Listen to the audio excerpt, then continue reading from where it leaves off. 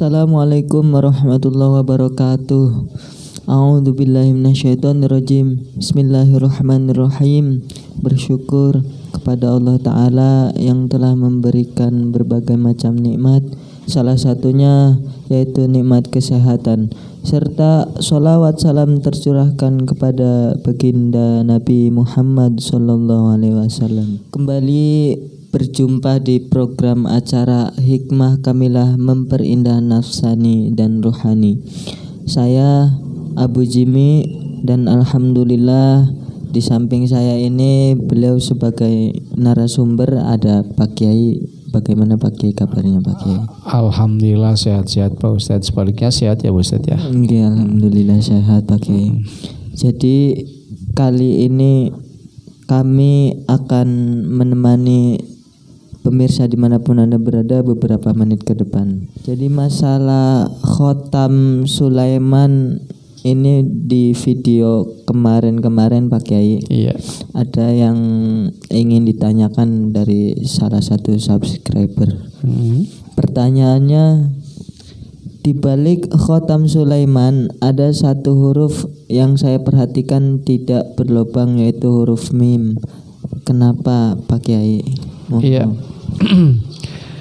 Di situ dalam rumus yang dirumuskan oleh Imam Ali, wa mimun tomisun abdaru. Wa mimun dan huruf mim tomisun yang dihapus, abdaru yang dipotong lehernya. Mim yang harus harus dihapus lubangnya, kemudian harus dipotong lehernya, dalam artian menggambarkan tongkat. Artinya apa?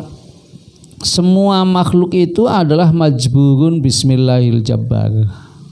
Majburun artinya diharuskan. Bismillahil jabbar, dengan asma Allah lafal jabbarun. Tidak ada makhluk yang tidak tunduk kepada Allah, gitu loh. Kecuali nafsu. Nafsu itu ketika diciptakan oleh Allah, ditanya oleh Allah, man anti? Nafsu jawab, ana wa anta. Jawabnya kayak gitu. Aku ya aku, kamu ya kamu, gitu. Itu tertulis di dalam, saya pernah baca, tertulis di dalam kitab Tafsir Sawi tentang nafsu tidak tunduk kepada Allah. Jadi yang tidak tunduk itu hanya nafsu. Setelah nafsu ini dilempar ke lautan api selama 360 tahun, baru ana nafsu wa anta robbi, aku adalah nafsu hambamu dan engkau adalah Tuhanku. Itu nafsu baru menyadari. Jadi dari situlah ulama-ulama yang senang riyadhah berpendapat bahwa nafsu harus diperangi melalui riyadhah itu. Jadi mim yang ada di dalam Khotam Sulaiman itu sebetulnya mengisyaratkan bahwa makhluk itu harus patuh, harus tunduk, harus taat kepada Allah. Karena ketika seseorang itu betul-betul taat kepada Allah, taat kepada Rasulullah, maka orang itu akan mendapatkan rahmat. Kita bisa melihat di ayat 132 surah Ali Imran. Wa atiullaha, dan taatlah kamu kepada Allah, wa rasulah, dan utusannya, la'allakum, pasti kamu turhamun, dirahmati. Kita menggunakan sakal Khotam Sulaiman, kemudian kita tidak taat kepada Allah, ya akan percuma. Bintang 5 kita diperintahkan untuk indra kita menggunakan ilmu alif, artinya jujur. Kemudian alif 3 dijejer ya, dibariskan di atasnya seperti tombak dilintangkan, itu mengisyaratkan genap dan ganjil. Artinya apa? Harus ada keseimbangan. Ya, kemudian sesuai dengan doanya, Rabbana atina fid dunya hasanah wa fil akhirati hasanah wa qina adzabannar. Kemudian mim itu dihapus, dalam artian kita menjalani kehidupan dan penghidupan sebagai manusia, kita harus betul-betul taat. Dari jujur, seimbang, kita taat modalnya kepada Allah dan taat kepada Rasulullah.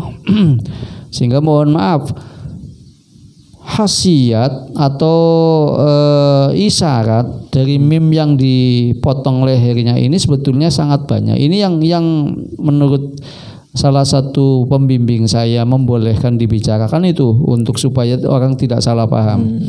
Kalau tulisan-tulisan selain dari mimnya Khatam Sulaiman dalam tulisan Arab yang muqatta'ah artinya dipotong-potong untuk tolasim dan apa istilahnya untuk tolasim lah ya, untuk kerajaan. Termasuk huruf yang dipotong-potong itu jadi tolasim. Misalkan Bismillahirrahmanirrahim dipotong-potong tidak digandeng, itu jadi tolasim. Nah itu selain huruf mim yang ada di Khatam Sulaiman, mim yang harus lubang ya lubang, wawu harus lubang, kemudian hak juga harus berlubang. Kalau rapat itu nanti tidak bermanfaat.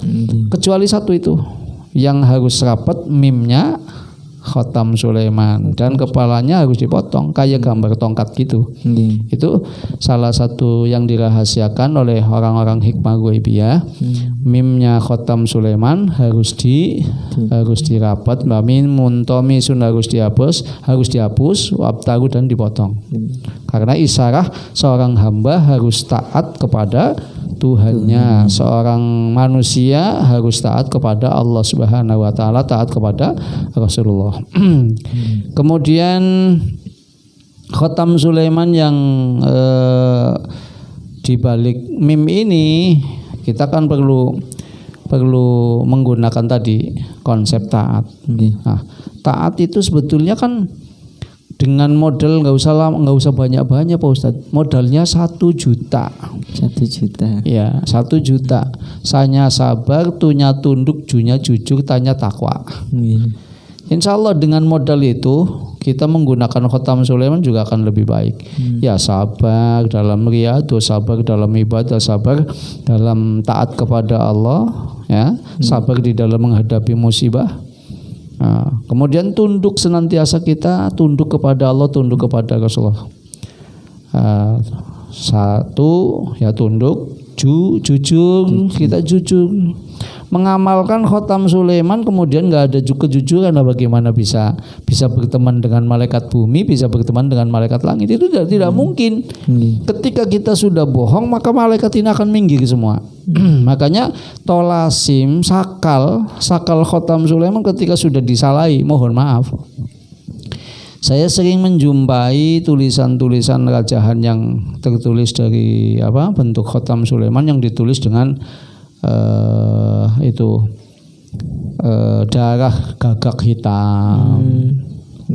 Katanya untuk proses ini proses itu udah nyalai Ustaz. Itu yang masuk bukan malaikat lagi, tapi jin yang bahaya itu. Karena sudah menyalahi syariat.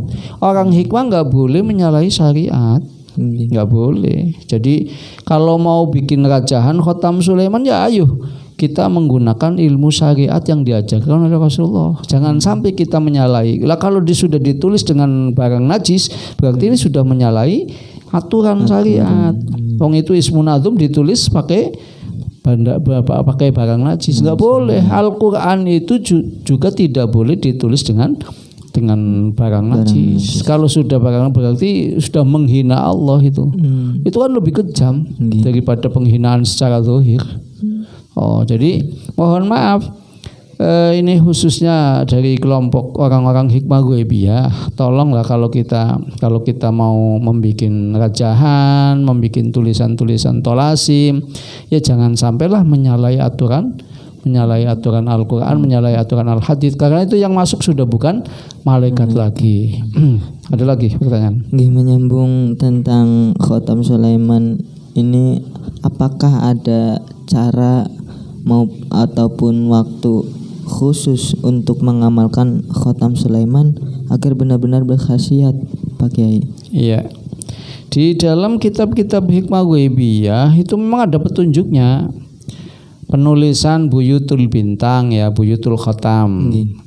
Kotak-kotak bintang ini di hari Ahad.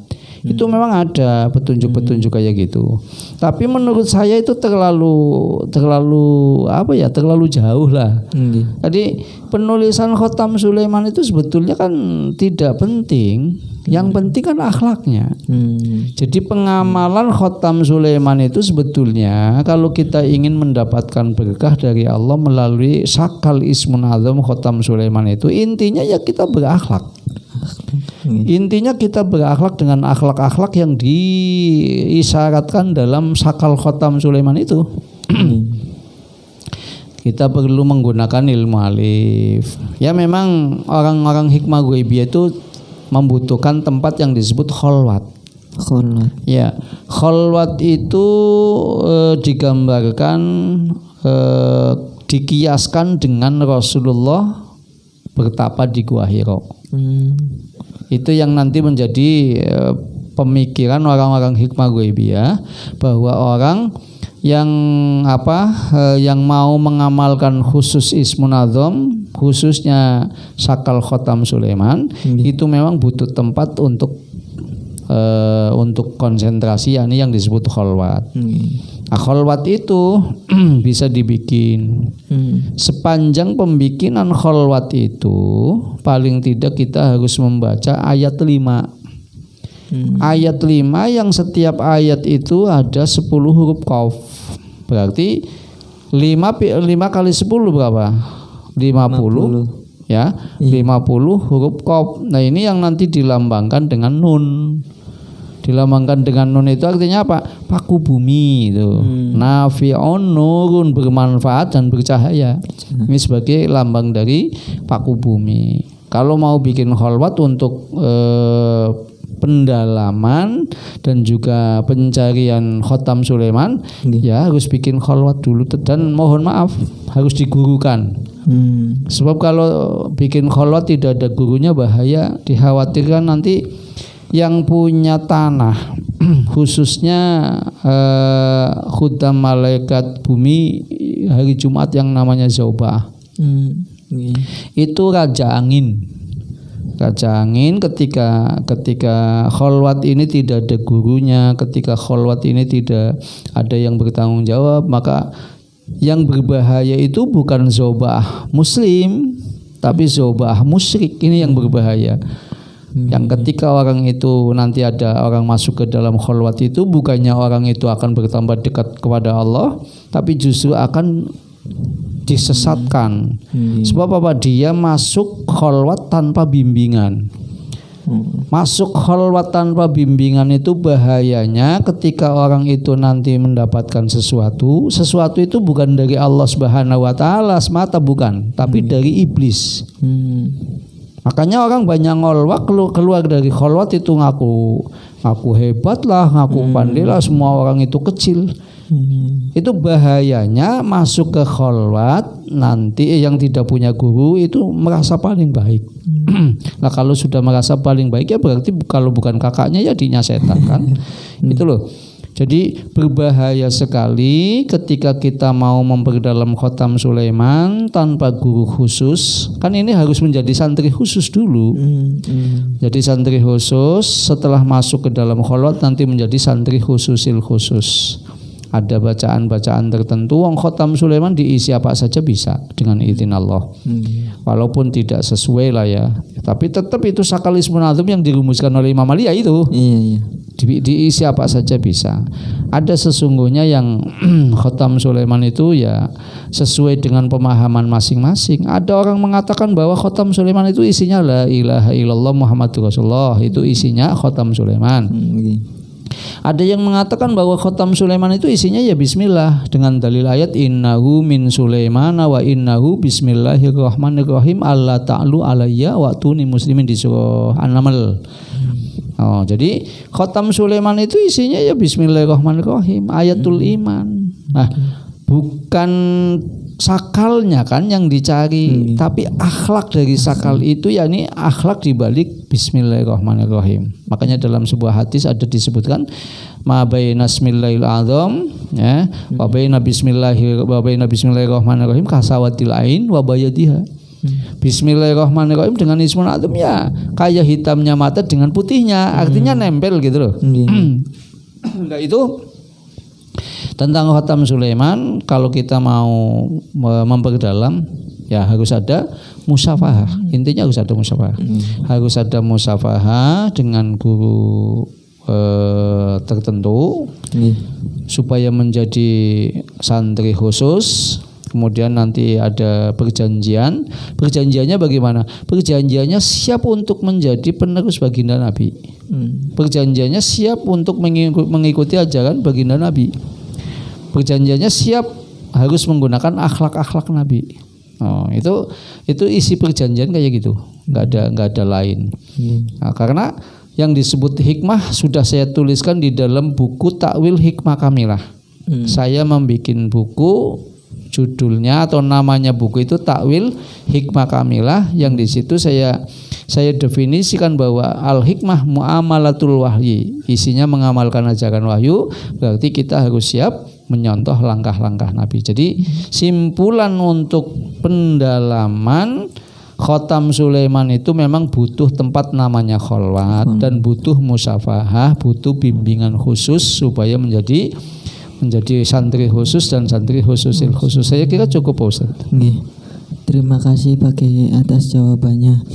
Semoga pemirsa dimanapun Anda berada banyak sekali mengambil manfaat. Dan terima kasih Pak Kiai sudah hadir. Ya, sama-sama. Semoga sehat-sehat selalu. Saya dan Pak Kiai pamit undur diri. Wassalamualaikum warahmatullahi wabarakatuh.